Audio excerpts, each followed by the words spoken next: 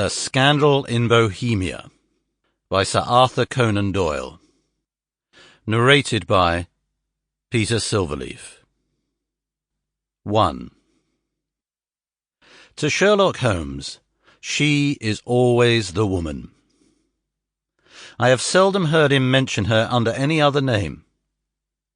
In his eyes, she eclipses and predominates the whole of her sex. It was not that he felt any emotion akin to love for Irene Adler. All emotions, and that one particularly, were abhorrent to his cold, precise, but admirably balanced mind. He was, I take it, the most perfect reasoning and observing machine that the world has seen, but as a lover he would have placed himself in a false position. He never spoke of the softer passions, save with a jibe and a sneer. They were admirable things for the observer, excellent for drawing the veil from men's motives and actions.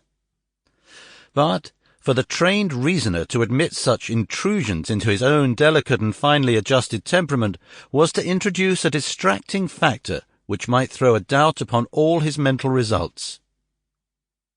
Grit in a sensitive instrument, or a crack in one of his own high-power lenses, would not be more disturbing than a strong emotion in a nature such as his.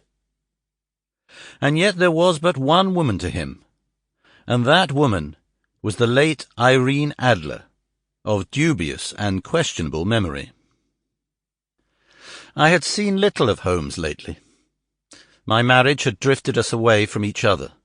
My own complete happiness and the home-centred interests which rise up around the man who first finds himself master of his own establishment were sufficient to absorb all my attention, while Holmes, who loathed every form of society with his whole bohemian soul, remained in our lodgings in Baker Street, buried among his old books and alternating from week to week between cocaine and ambition, the drowsiness of the drug and the fierce energy of his own keen nature.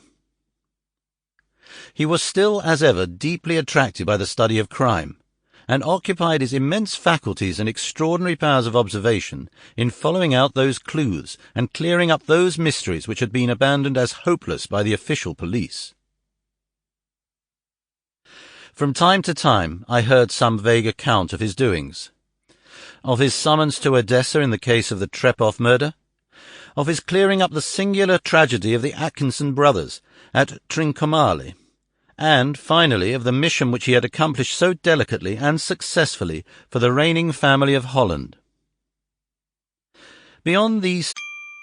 Sample complete. Ready to continue?